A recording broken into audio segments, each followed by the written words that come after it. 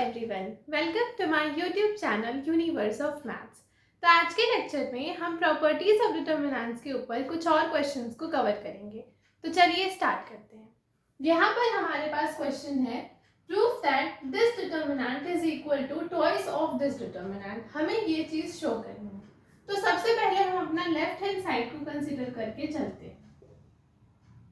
Left hand side में हमारे पास डिटर्मिनेंट क्या गिवन है, b plus c plus a plus b, q plus r plus p plus q, and y plus z plus x and x plus y। ठीक, अब हमें इस पर कुछ ऐसी ऑपरेशंस को परफॉर्म करना है सच दैट हमारे पास हम ये डिटर्मिनेंट मिल जाए एंड हमें बाहर में 2 मिल जाए। ठीक, तो अगर हम इस डिटर्मिनेंट को C1 के अलोंग ऐड करते हैं तो हमें क्या मिलेगा, हम ऑपरेट करते हैं along C1 plus C2 plus C3। हमने यहाँ लिखा C1 को लिखा C1 plus C2 plus C3, तो हमारा डिटर्मिनेंट क्या बन गया, यहाँ पर हमारे पास B plus B 2B, C plus C 2C and A plus A 2A। तो हम यहाँ से 2 को कॉमन करके लिख सकते हैं A plus B plus C। ठीक, C plus A and A plus B हमारे पास एज इट इज रहा। सिमिलरली अगर हम यहाँ भी ऐड करें तो हमें क्या मिलेगा, Q plus Q 2R 2P 2 common किया तो Q plus R plus P, and similarly last में हमें क्या मिलेगा, X plus Y plus Z, and हमारे पास ये सब एज इट इज रहे।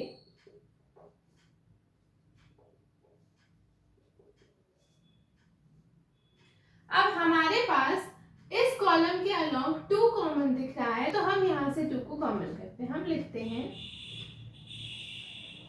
Taking out 2 common from C1। Column number 1 से हमने 2 को कॉमन निकालना है, तो हमारे पास क्या मिलेगा, determinant is equal to 2 into हमारे पास क्या बचा, A plus B plus C,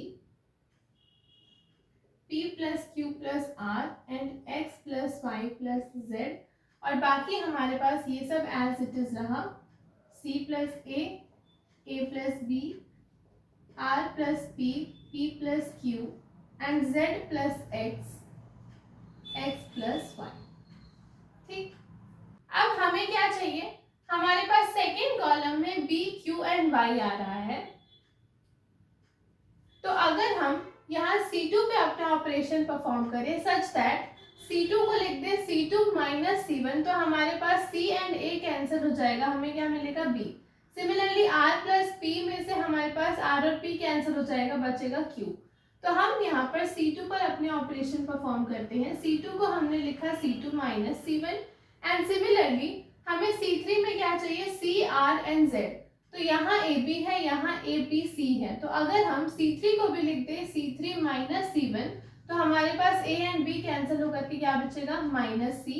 similarly P plus Q cancel होकर के क्या बचेगा, माइनस R। तो हम C3 को भी क्या लिखते हैं, C3 माइनस C1। ठीक, अब हम इस ऑपरेशन को अपने इस डिटर्मिनेंट के ऊपर परफॉर्म करते हैं, तो हमारा डिटर्मिनेंट क्या बनेगा, ट्वाइस इंटू ये हमारे पास A plus B plus C as it is रहा, ये हमारे पास P plus Q plus R as it is रहा, and this is X plus Y plus Z।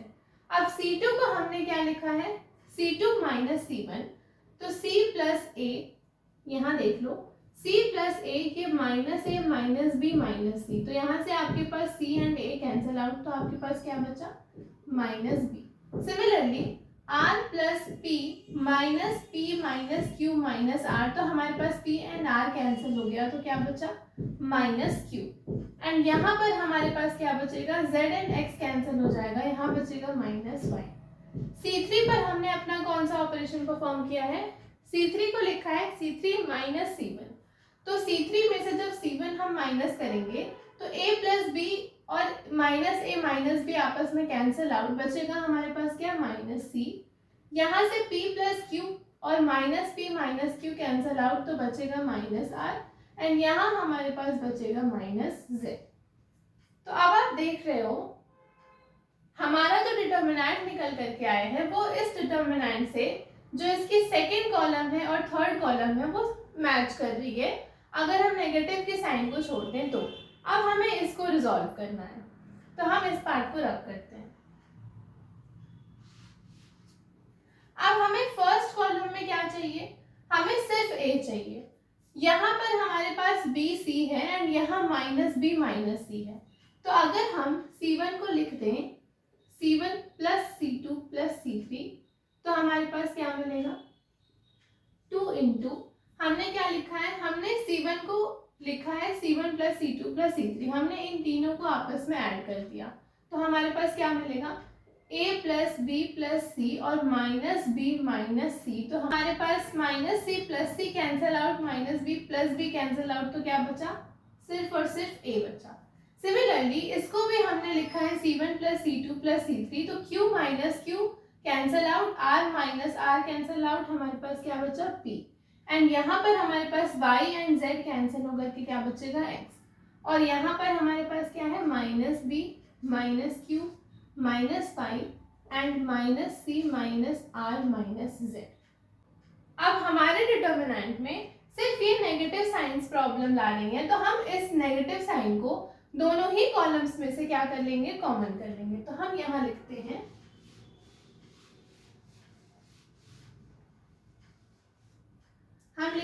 Taking out -1 common, हमने -1 को कॉमन किया कहाँ से, फ्रॉम C2 एंड C3, तो हमारे पास डिटर्मिनेंट क्या बनेगा 2 इंटू, अब हमने दोनों कॉलम्स में से माइनस को कॉमन किया है, तो -1 इंटू -1 हमारे पास क्या हो जाएगा 1, तो हम उसे लिख नहीं रहे हैं, हम डायरेक्ट अपनी वैल्यूज को लिखेंगे APX BQY एंड CRZ।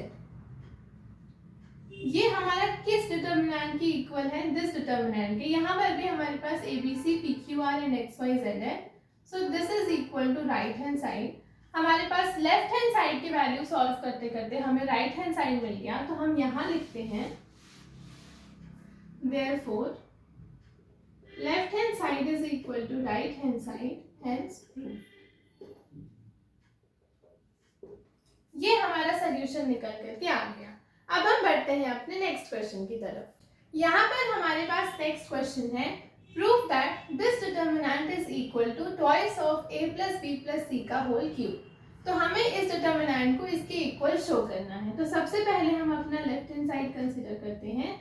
हमारा डिटर्मिनेंट क्या गिवन है, a plus b plus 2c c a, b plus c plus 2a and हमारे पास c plus a plus 2b। ठीक, अब हम अगर इस डिटर्मिनेंट को देखें तो यहाँ हमारे पास 2c है, यहाँ a है, यहाँ b है। अगर हम इन तीनों को आपस में ऐड कर दें तो हमें क्या मिलेगा, a plus a 2a, b plus b 2b and 2c हमारे पास है, तो हमें मिल जाएगा twice of a plus b plus c। Similarly यहाँ पर भी हमें ऐड करने पर क्या मिलेगा, twice of a plus b plus c and यहाँ पर भी ऐड करने पर हमें वही मिलेगा। तो हम C1 के अलॉन्ग ऑपरेट करते हैं। C1 को लिखते हैं सबसे पहले हम C1 plus C2 plus C3। तो हमारा डिटर्मिनेंट क्या बना, इन तीनों को आपस में ऐड किया तो a plus a 2a, b plus b 2b and 2c हमारे पास एज इट इज है, तो 2a plus 2b plus 2c, यहाँ से 2 को कॉमन किया तो हमारे पास क्या मिला, a plus b plus c। Similarly यहाँ पर भी हमारे पास क्या मिलेगा, 2 हमने अगर कॉमन किया तो यहाँ से हमें मिला a, b plus b 2b and 2 common है तो b प्लस c एंड यहाँ से भी हमें क्या मिलेगा, twice of a plus b plus c and बाकी के एंट्रीज हमारे पास एज इट इज रही, विच इज दिस। ये है हमारे पास c plus a plus 2b। अब हम यहाँ से अपने twice of a plus b plus c को क्या करेंगे, कॉमन करेंगे। तो हम लिखते हैं taking out twice of a plus b plus c common from C1।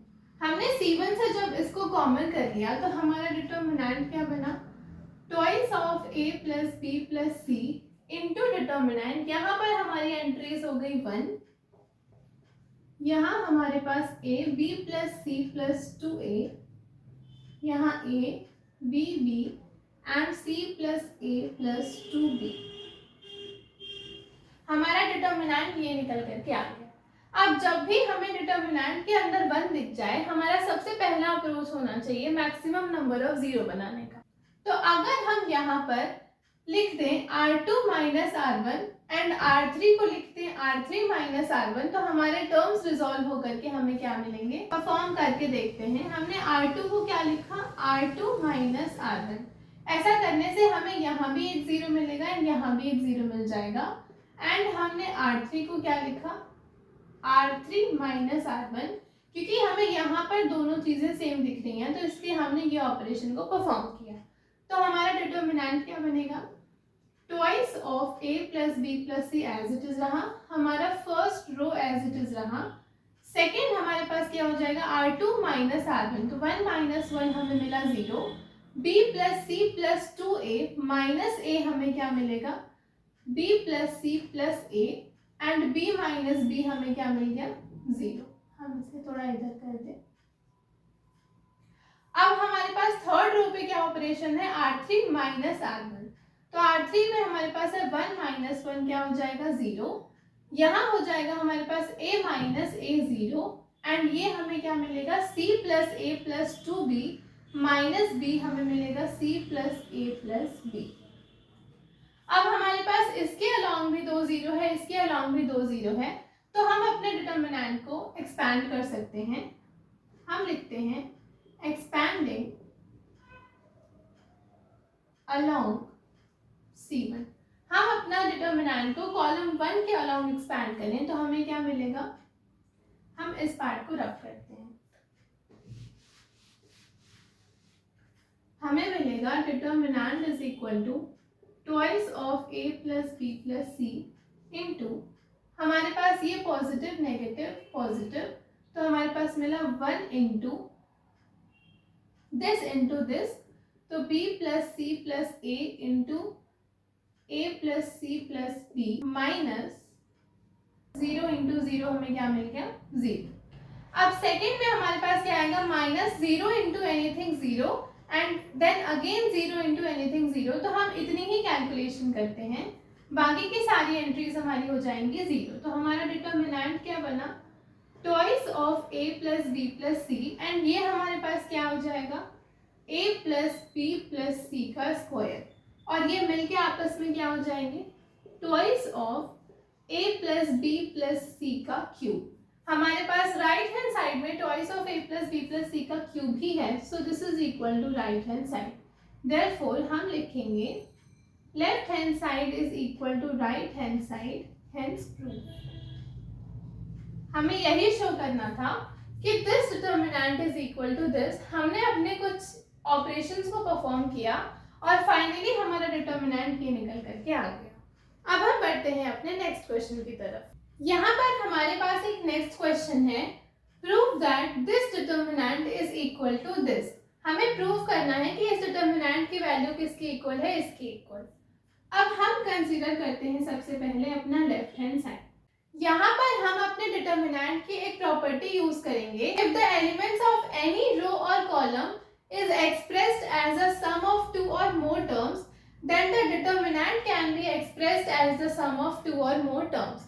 तो यहाँ पर हमारे पास इस डिटर्मिनेंट के अंदर कॉलम नंबर 3 में जो एलिमेंट्स है वो कैसे एक्सप्रेस्ड है, as a sum of two terms. तो हमारा ये पूरा डिटर्मिनेंट किस में एक्सप्रेस हो सकता है, as a sum of two determinants. तो हम इसे पहले एक्सप्रेस करके लिखते हैं। तो हमारे पास X Y Z, X square Y square Z square and 1 1 1 plus हमारे पास X x square P X cube, Y Y square P Y cube and Z Z square P Z cube निकल करके आ गया। हमारे पास थर्ड कॉलम के elements as the sum of two terms में एक्सप्रेस थे, तो हमने इसे कैसे एक्सप्रेस कर दिया, as a sum of two determinants. ठीक, अब हमारे पास ये वाला टर्म एज इट इज रखेंगे हम अभी। This is x x square 1, y Y square 1 and Z Z square 1। इस डिटर्मिनेंट में हमें क्या दिख रहा, फर्स्ट रो में हमें x कॉमन दिख रहा, सेकेंड रो में y एंड थर्ड रो में z। तो हम लिखते हैं पहले taking out x y z, हमने x y z को कॉमन निकाला, कहां से, from r1 r2 r3 respectively.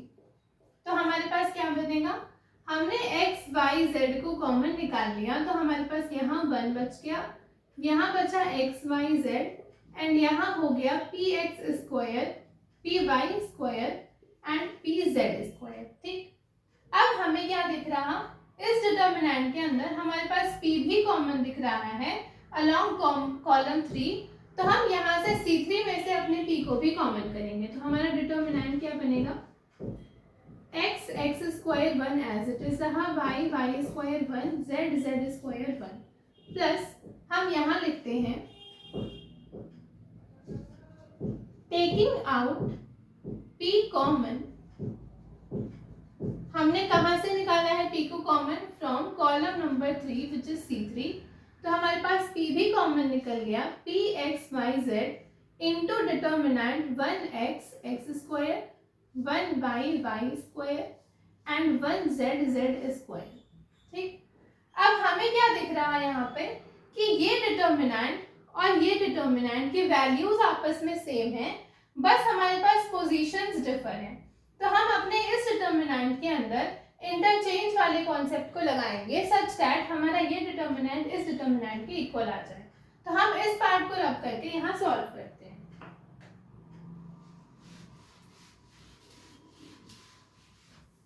तो हमारे पास क्या होगा, डिटर्मिनेंट, ये डिटर्मिनेंट हमारा एज इट इज रहा, x square 1 y square 1 and z square 1।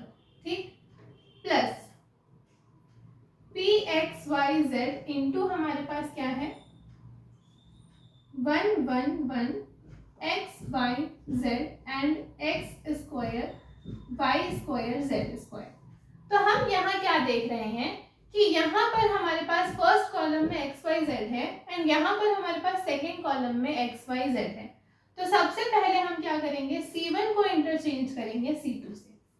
ठीक, हमने प्रॉपर्टी पढ़ी है कि if we interchange any two rows or columns the determinant becomes negative of the original determinant। तो ये तो हमारे पास डिटर्मिनेंट एज इट इज रहा,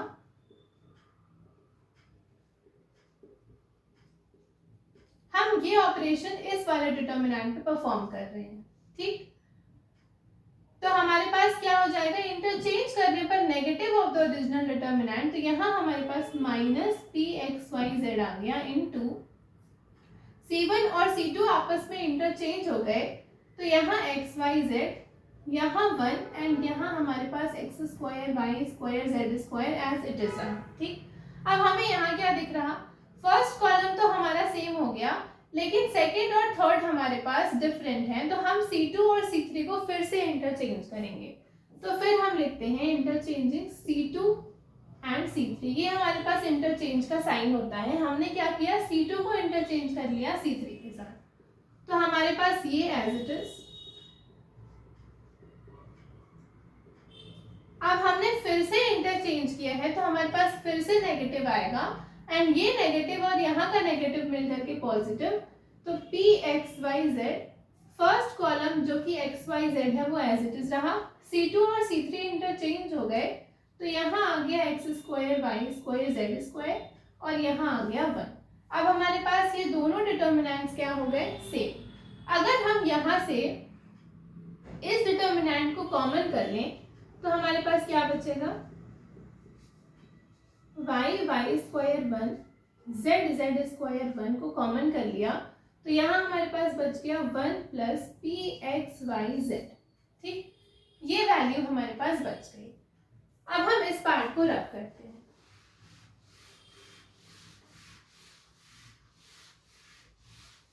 अब हमारे पास क्या आ गया, दिस। अब हमें दिख रहा है कि यहाँ 1 इन्वॉल्व है, तो इजियर सिंप्लीफिकेशंस के लिए हम मैक्सिमम नंबर ऑफ जीरो को ला सकते हैं। तो हम परफॉर्म करते हैं अपना ऑपरेशन। हमारे पास जीरो कैसे आएगा, अगर हम r1 को लिखते हैं r1 माइनस r2, तो हमें यहाँ जीरो मिलेगा एंड R2 को लिख दें R2 माइनस R3 तो हमें यहाँ भी 0 मिल जाएगा। हम R1 माइनस R2 इसलिए भी कर रहे हैं क्योंकि हमें रिजल्ट में x माइनस वाई भी चाहिए, तो हमें x माइनस वाई मिल जाएगा। एंड y माइनस z चाहिए तो R2 माइनस R3 करने से हमें ये भी मिल जाएगा। तो हम लिखते हैं ऑपरेशन, R1 को लिखा हमने R1 minus R2 and R2 को लिखा R2 माइनस R3। तो हमारे पास डिटर्मिनेंट क्या बना, ये 1 plus p x Y z हमारे पास एज इट इज रहेगा। हमारे पास क्या बना, x minus Y, R1 minus R2 किया है तो यहाँ x square minus y square and 1 minus 1 0। R2 को लिखा है R2 माइनस R3 तो y minus z, y square minus z square 0 and z square 1। ठीक, अब हमारे पास 2 0 आ गए, लेकिन एक्सपेंशन से पहले हम इसे और सिंप्लीफाई करते हैं। तो ये एज इट इज रहा, ये एज इट इज रहा। हम x square minus y square को क्या लिख सकते हैं, x plus y into x minus y 0, y minus z into y plus z 0 and z square 1। ठीक, अब यहाँ से हमें x माइनस वाई कॉमन दिख रहा R1 में और यहाँ से y माइनस जेड कॉमन दिख रहा R2 में। तो हम लिखते हैं taking out x minus y and y minus z common from, कहाँ से कॉमन लिया है हमने, R1 R2 रेस्पेक्टिवली। हमने क्या किया, x माइनस वाई को कॉमन लिया R1 से एंड y माइनस z को कॉमन लिया हमने R2 से। तो हमारे पास डिटर्मिनेंट क्या बना, 1 plus p x Y z as it is रहा, x माइनस वाई कॉमन हो गया, y माइनस z कॉमन हो गया, तो डिटर्मिनेंट क्या बचा, यहाँ बचा 1, यहाँ बचा x प्लस वाई, यहाँ बचा 0, यहाँ बचा 1, यहाँ बचा y plus z 0 and z square 1।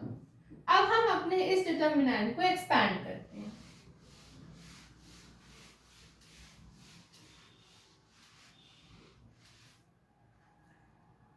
तो डिटर्मिनेंट क्या बना, 1 plus p x Y z into x minus y into y minus z. अब हमें इसको एक्सपैंड करना है, हम ऊपर लिखते हैं एक्सपैंडिंग अलोंग, हम कॉलम नंबर 3 के अलोंग अपने डिटर्मिनेंट को एक्सपैंड करेंगे। तो ये हमारे पास प्लस माइनस प्लस होता है। ठीक, तो हम डायरेक्टली लिखते हैं 0 इंटू एनीथिंग हमारे पास 0, 0 इंटू एनीथिंग हमारे पास 0, तो हमारे पास बचेगा क्या, 1 इंटू, इसके करस्पॉन्डिंग हमारे पास रो एंड कॉलम डिलीट हो गई, तो y plus z minus x plus y. ठीक, तो हमारे पास डिटर्मिनेंट क्या बना, 1 plus p x Y z as it is, x minus y as it is, y minus z as it is, and ये हमारे पास हो गया y plus z minus x minus y. यहाँ से y and y cancel out, determinant क्या मिल गया, 1 plus p x Y z into x minus y into y minus z into z minus x. ये वैल्यू हमारी क्या है, RHS। तो हमारे पास क्या आ गया, हमने लेफ्ट हैंड साइड के डिटर्मिनेंट को सॉल्व करते करते अपने राइट हैंड साइड की वैल्यू को पा लिया। तो हम लिखते हैं यहाँ left hand side is equal to right hand side, hence proof. यह हमारे पास प्रीवियस ईयर्स में आया हुआ एक क्वेश्चन था जो कि हमने यहाँ पर कवर कर लिया। तो ये थे हमारे कुछ questions related to properties of determinants. कल की क्लास में हम एक नया चैप्टर स्टार्ट करेंगे। आज की क्लास के लिए इतना ही। अगर आपको वीडियो पसंद आई हो तो please do like, share and subscribe.